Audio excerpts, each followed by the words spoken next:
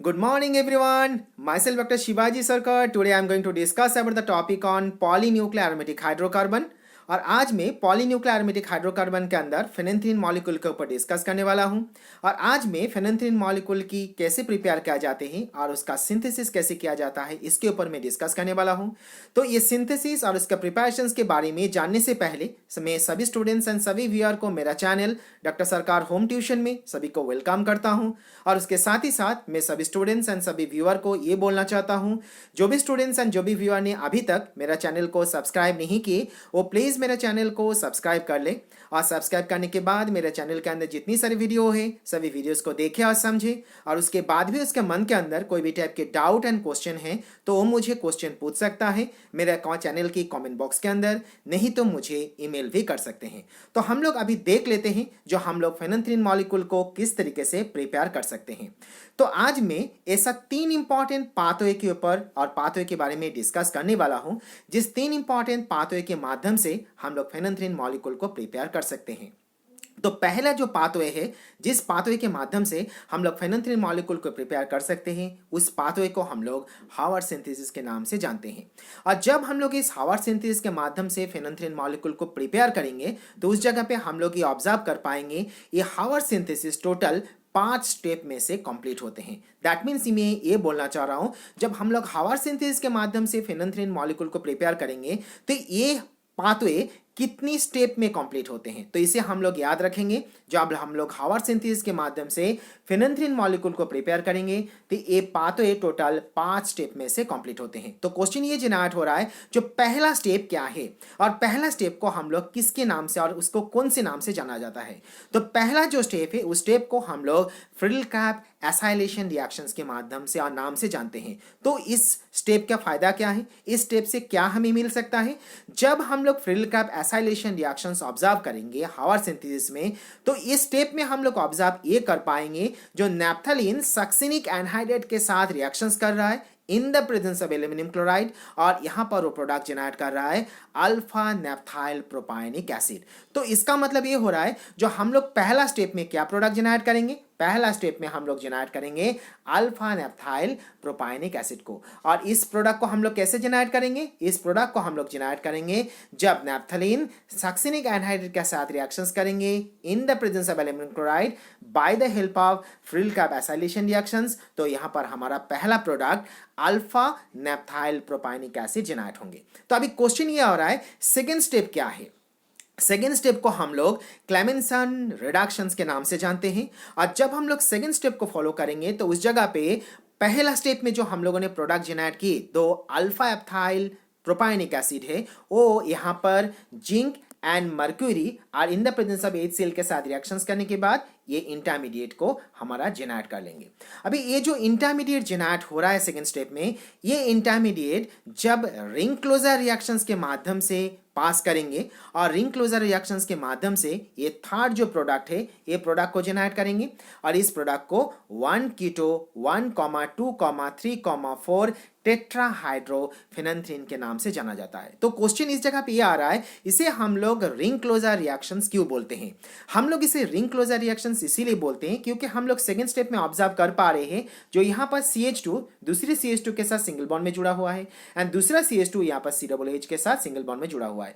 लेकिन यहाँ पर CH2 यहाँ पर जो कार्बन है इसके साथ कोई क्लोजर फॉर्म में नहीं है। दैट मीन्स यहाँ पर रिंग यहाँ पर ओपन फॉर्म में है और इस रिंग को हम लोग यहाँ पर क्लोजर कर रहे हैं bye the help of sulphuric acid, और इसीलिए हम लोग इसे रिंग क्लोजर रिएक्शंस के नाम से जानते हैं। तो ये रिंग क्लोजर रिएक्शंस कंप्लीट होने के बाद नेक्स्ट जो स्टेप है उसे हम लोग अगेन क्लेमेंसन रिएक्शंस ही बोलेंगे। और इस क्लेमेंसन रिएक्शंस के माध्यम से हम लोग यहाँ पर क्या करेंगे, हमारा जो नेक्स्ट प्रोडक्ट है उस प्रोडक्ट को जनरेट करेंगे। और प्रोडक्ट यहाँ पर हमारा जनरेट हो रहा है 1,2,3,4 टेट्राहाइड्रोफेनेंथ्रीन। तो ये जो प्रोडक्ट हमारे यहाँ पर जनरेट हो रहा है bye the help of Clemmensen reductions. और यहाँ पर क्लेमेंसन रिडक्शंस कैसे होंगे, ये क्लेमेंसन रिडक्शंस होंगे in the presence of zinc, in the presence of mercury, in the presence of HCl। तो ये जो प्रोडक्ट हमारा यहाँ पर जनरेट हो रहा है इस प्रोडक्ट को हम लोग नेक्स्ट स्टेप में हम लोग जिसे हम लोग एरोमेटाइजेशन रिएक्शंस बोलते हैं, इस एरोमेटाइजेशन रिएक्शंस में यहाँ पर हमें क्या करना है, लीड एंड कार्बन के प्रेजेंस पे रिएक्शंस करना है। किसके साथ रिएक्शंस करना है, 1 2,3,4, टेट्रा हाइड्रोफेनेंथ्रीन को किसके साथ, लीड एंड कार्बन के साथ। और रिएक्शंस करने के बाद हम लोग यहाँ पर क्या प्रोडक्ट जनरेट कर लेंगे, हम लोग यहाँ पर प्रोडक्ट जनरेट करेंगे फेनेंथ्रीन को। और ये कौन से टाइप के रिएक्शंस को फॉलो करेंगे, ये रिएक्शंस फॉलो अप करेंगे एरोमेटाइजेशन रिएक्शंस को। तो यहाँ पर हम लोगों ने देखा जब हम लोग हावर्ड सिंथेसिस के माध्यम से फेनेंथ्रीन मॉलिक्यूल को प्रिपेयर करेंगे तो उस जगह पे हावर्ड सिंथेसिस कितने स्टेप में से कंप्लीट करेंगे, हावर्ड सिंथेसिस टोटल 5 स्टेप में कवर करेंगे। और ये 5 स्टेप को कवर करने के बाद यहाँ पर फेनेंथ्रीन मॉलिक्यूल को हम लोग प्रिपेयर कर सकते हैं। तो इसे हम लोग एक बार फिर से याद कर लेते हैं। जब हम लोग फेनेंथ्रीन मॉलिक्यूल को प्रिपेयर करेंगे by the help of Haworth synthesis तो कितना स्टेप कवर करेंगे, 5 स्टेप को कवर करेंगे। पहला स्टेप क्या है, पहला स्टेप है Friedel Crafts acylation reactions. Second step क्या है, सेकंड स्टेप है क्लेमेंसन रिएक्शन। थर्ड स्टेप क्या है, थर्ड स्टेप है हमारे यहाँ पर ring closure reactions. Fourth step क्या है, फोर्थ स्टेप है यहाँ पर again Clemmensen reactions. And last जो स्टेप है जिसे हम लोग एरोमेटाइजेशन रिएक्शंस बोलते हैं, और उसके बाद ही हमारा प्रोडक्ट यहाँ पर फेनेंथ्रीन मॉलिक्यूल जनरेट हो जाएंगे। तो यहाँ पर हम लोगों ने देखा जो हावर्ड सिंथेसिस के माध्यम से हम लोग किस तरीके से फेनेंथ्रीन मॉलिक्यूल को जनरेट कर सकते हैं। अभी जो पाथवे के ऊपर मैं डिस्कस करने वाला हूँ, इस पाथवे को बर्धन सेनगुप्ता सिंथेसिस के नाम से जानते हैं। और इसे हम लोग बर्धन सेनगुप्ता सिंथेसिस इसीलिए बोलते हैं क्योंकि ये जो पाथवे है, इस पाथवे का इन्वेंटर बर्धन और सेनगुप्ता ये दोनों साइंटिस्ट थे, और इसीलिए ये दोनों साइंटिस्ट के नाम के हिसाब से इस पाथवे को हम लोग यहाँ पर बर्धन सेनगुप्ता सिंथेसिस के नाम से जाना जाता है। और इसीलिए ऐसा बोला जाता है Jagendra Chandra Bardhan and Suresh Chandra Sengupta have their own signature in the world of chemistry for their outstanding contribution to the synthesis and its derivatives। तो जब हम लोग ये पाथवे को फॉलो करके हम लोग जब फेनेंथ्रीन मॉलिक्यूल को जनरेट करेंगे तो उस जगह पे हमें दो स्टार्टिंग मटेरियल की जरूरत है। एक स्टार्टिंग मटेरियल को हम लोग यहाँ पर ऑब्जर्व कर पा रहे हैं जिसे हम लोग 2-ब्रोमोमिथाइल बेंजीन के नाम से जानते हैं। एंड दूसरा जो स्टार्टिंग मटेरियल है उसे हम लोग इथाइल 2-ऑक्सोसाइक्लोहेक्सेन 1 कार्बोक्सिलेट के नाम से जानते हैं। तो अभी क्वेश्चन ये जनरेट हो रहा है, ये दो स्टार्टिंग मटेरियल को हम लोग कैसे प्रिपेयर करेंगे, क्योंकि जब तक हम लोग ये दो स्टार्टिंग मटेरियल को प्रिपेयर नहीं कर पाएंगे तब तक हम लोग इस पाथवे के माध्यम से हम लोग फेनेंथ्रीन मॉलिक्यूल को भी जनरेट नहीं कर पाएंगे। तो सबसे पहले हम लोग देख लेते हैं जो पहला स्टार्टिंग मटेरियल 2-ब्रोमोमिथाइल बेंजीन को कैसे प्रिपेयर करेंगे। तो जब हम लोग 2-ब्रोमोमिथाइल बेंजीन को प्रिपेयर करेंगे तो उस जगह पे हमें क्या करना है, C6H5Br को मैग्नीशियम के पास रिएक्शंस करके हमें यहाँ पर फिनाइल मैग्नीशियम ब्रोमाइड को जनरेट करना है। और ये फिनाइल मैग्नीशियम ब्रोमाइड को हम लोग क्या करेंगे, नेक्स्ट स्टेप में हम लोग इसे कन्वर्ट कर देंगे टू फिनाइल इथेन 1 ऑल में। और इसे जब हम लोग HBr के साथ रिएक्शंस करेंगे तो ये प्रोडक्ट हमारा जनरेट हो जाएंगे C6H5CH2CH2Br। दैट मीन्स यहाँ पर जो OH है ये OH यहाँ पर HBr के साथ रिएक्शंस करेंगे, क्योंकि हम लोग जानते हैं HBr के आयनाइजेशंस करने के बाद ये क्या जनरेट करता है, H+ आयन और Br- आयन। तो यहाँ पर जो H+ आयन है ये H+ आयन ये OH के साथ रिएक्शंस करने के बाद वो वाटर मॉलिक्यूल बना देंगे और यहाँ पर वाटर मॉलिक्यूल के फॉर्म में एलिमिनेट हो जाएंगे। और ये जो Br है ये Br OH की जगह रिप्लेस होके यहां पर प्रोडक्ट जनरेट करेंगे 2-ब्रोमोमिथाइल बेंजीन में। तो यहां पर हम लोगों ने देखा कैसे करके हम लोग पहला स्टार्टिंग मटेरियल 2-ब्रोमोमिथाइल बेंजीन को जनरेट करेंगे। तो अभी क्वेश्चन ये जनरेट हो रहा है जो सेकेंड स्टार्टिंग मटेरियल को हम लोग कैसे बनाएंगे। तो सेकेंड स्टार्टिंग मटेरियल जो हमारा इथाइल 2-ऑक्सोसाइक्लोहेक्सेन 1 कार्बोक्सिलेट है, इसे प्रिपेयर करने के लिए हमें जरूरत है साइक्लोहेक्सोन की। और यहाँ पर साइक्लोहेक्सोन जो है यहाँ पर हम लोग इस साइक्लोहेक्सोन को हम लोग रिएक्शंस करेंगे in the presence of COO-C2H5OH COO-C2H5 के साथ रिएक्शंस करने के बाद हमारा यहाँ पर इंटरमीडिएट जो है इंटरमीडिएट यहाँ पर जनरेट हो जाएंगे in the form of ethyl two oxocyclohexyl acetates में। और जब हम लोग इसको फिर से हीट करेंगे और इस हीटिंग के टाइम पे यहाँ पर कार्बन डाइऑक्साइड के एलिमिनेट हो जाएंगे और एलिमिनेट होने के बाद हमारे यहाँ पर प्रोडक्ट जनरेट होंगे in the form of ethyl two oxocyclohexane 1 carboxylate में। तो यहाँ पर हम लोगों ने देखा किस तरीके से हम लोग दो इंटरमीडिएट एंड दो स्टार्टिंग मटेरियल को हम लोग किस तरीके से जनरेट कर सकते हैं। तो हम लोगों ने अभी दो स्टार्टिंग मटेरियल को प्रिपेयर कर चुके हैं और हम लोग अभी देख लेंगे ये दो स्टार्टिंग मटेरियल को हम लोग किस तरीके से यूज करके हम लोग फेनेंथ्रीन मॉलिक्यूल को प्रिपेयर कर सकते हैं। तो यहाँ पर हम लोग देख रहे हैं दो स्टार्टिंग मटेरियल जो हम लोगों ने अभी प्रिपेयर किया, एक 2-ब्रोमोमिथाइल बेंजीन एंड दूसरा यहाँ पर इथाइल 2 ऑक्सोसाइक्लोहेक्सेन 1 कार्बोक्सिलेट। अभी ये जो प्रोडक्ट है, ये जो रिएक्टेंट है, ये रिएक्टेंट एक और एक के साथ रिएक्शंस करेंगे in the presence of potassium. और जब ये रिएक्शंस होंगे, ये रिएक्शंस यहाँ पर कंडेंसेशन मैकेनिज्म्स को फॉलो करेंगे और कंडेंसेशन मैकेनिज्म्स को फॉलो करने के बाद यहाँ पर हम लोग ये इंटरमीडिएट को जेनरेट कर पाएंगे। अभी ये जो इंटरमीडिएट यहाँ पर जेनरेट हो रहा है, इस इंटरमीडिएट को जब हम लोग HCl एंड पोटेशियम हाइड्रोक्साइड के साथ रिएक्शंस करेंगे तो रिएक्शंस करने के बाद हमारा प्रोडक्ट जेनरेट हो जाएंगे 2-phenyl साइक्लोहेक्सेन 1 ONE।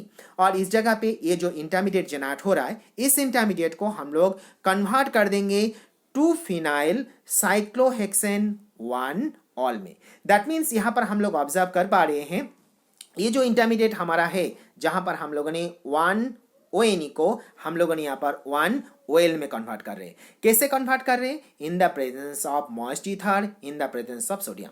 तो यहाँ पर जो इंटरमीडिएट बन रहा है, ये इंटरमीडिएट में हम लोग ये भी ऑब्जर्व कर पा रहे हैं, यहाँ पर रिंग कंप्लीटली क्लोजर नहीं है, रिंग यहाँ पर ओपन है। तो हमें यहाँ पर क्या करना है? रिंग को क्लोजर कर देना है। और जब हम लोग इस रिंग को क्लोजर करेंगे तो उस जगह पे हमें रिंग को क्लोजर करने के लिए हमें यहाँ पर जरूरत होगा P2O5। अभी ये जो P2O5 है, ये P2O5 रिंग क्लोजर करने के लिए हेल्पफुल होंगे और यहाँ पर P2O5 रिएक्शंस को फॉलो करेंगे in the form of reductions mechanisms. और यहाँ पर रिडक्शंस करने के बाद हमारा 2-phenyl इथाइल साइक्लोहेक्सेन 1 ऑल हमारे यहाँ पर प्रोडक्ट में कन्वर्ट हो जाएंगे। जो यहाँ पर हम लोग देख पा रहे हैं, रिंग हमारा क्लोजर हो चुका है और यहाँ पर प्रोडक्ट के फॉर्म में आ जाएंगे। और प्रोडक्ट होगा हमारा 1, 2, 3, 4, 4A, 9,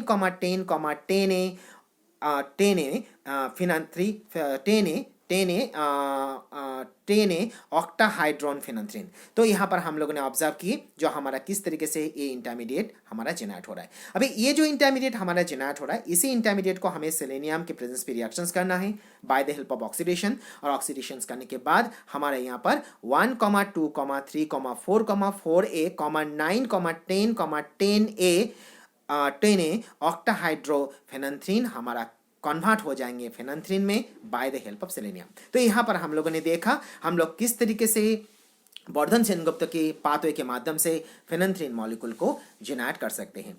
अभी जो पाथवे में डिस्कस करने वाला हूँ, इस पाथवे को हम लोग पोसर सिंथेसिस बोलते हैं। और इस पोसर सिंथेसिस के माध्यम से भी हम लोग यहाँ पर फेनंथ्रीन मॉलिक्यूल को जेनरेट कर सकते हैं। और जब हम लोग इस पोसर सिंथेसिस को फॉलो करेंगे तो उस जगह पे हमें 2 स्टार्टिंग मटेरियल की जरूरत है। एक हमारा यहाँ पर नाइट्रोबेंजाल्डिहाइड है एंड दूसरा है यहाँ पर सोडियम 2-phenyl एसिटेट। तो ये जब एक करके के साथ रिएक्शंस करेंगे in the presence of Ac2O, तो यहाँ पर हमारा ये इंटरमीडिएट जेनरेट हो जाएंगे।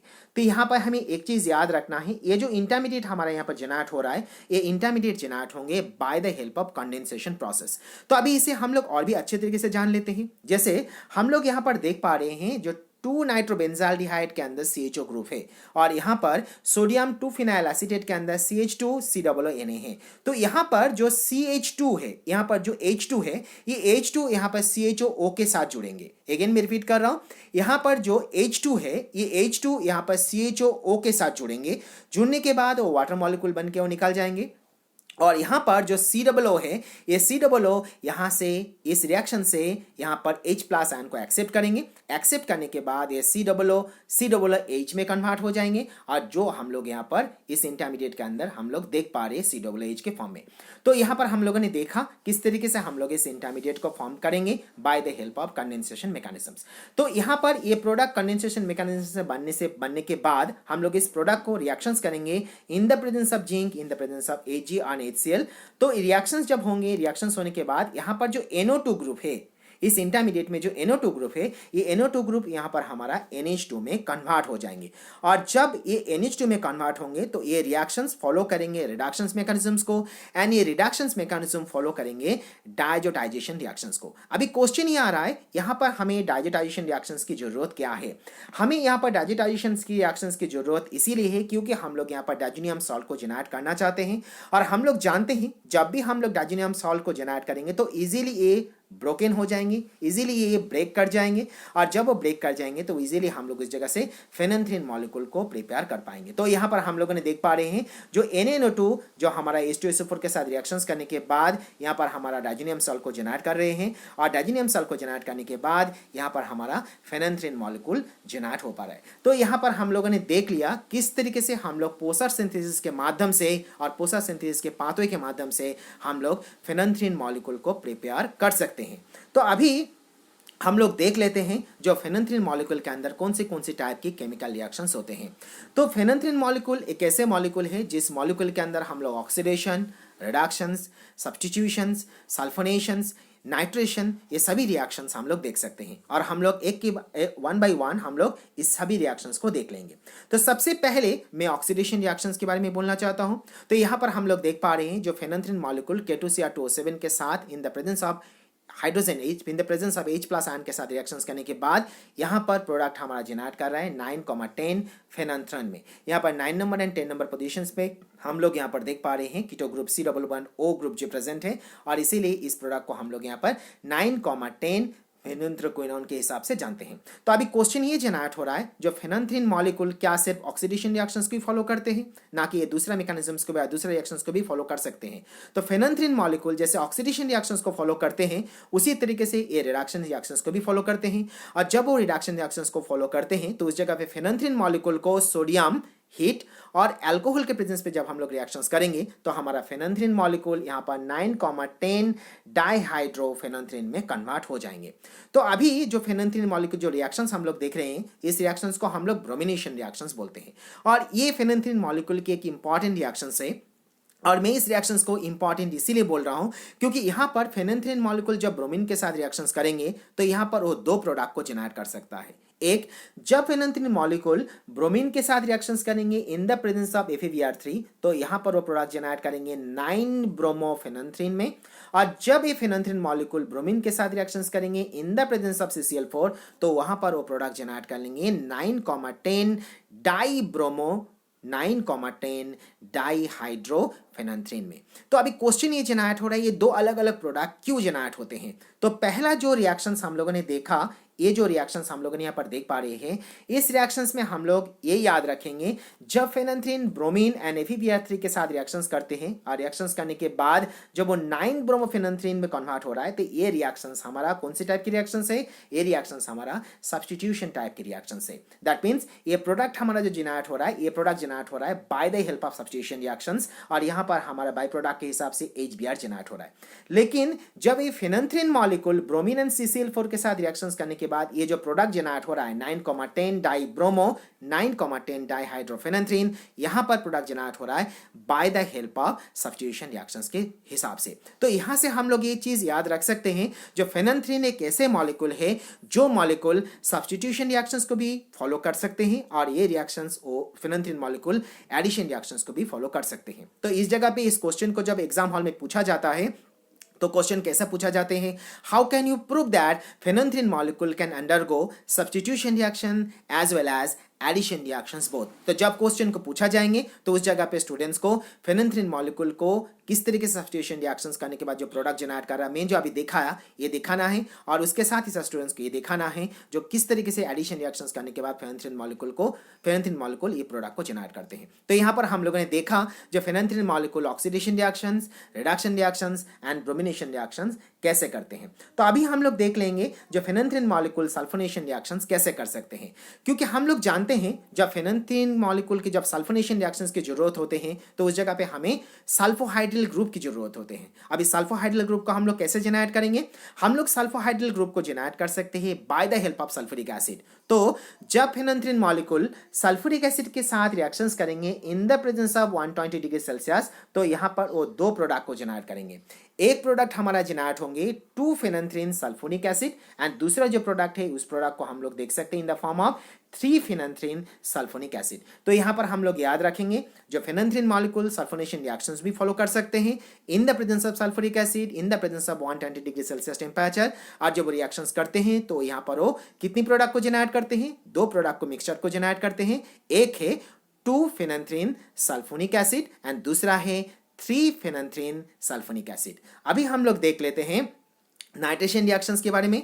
और हम लोग जानते हैं नाइट्रेशन रिएक्शंस में जो नाइट्रोनियम आयन की जरूरत होते हैं वो हम लोग कैसे प्रिपेयर कर सकते हैं, bye the help of nitric acid and bye the help of sulphuric acid.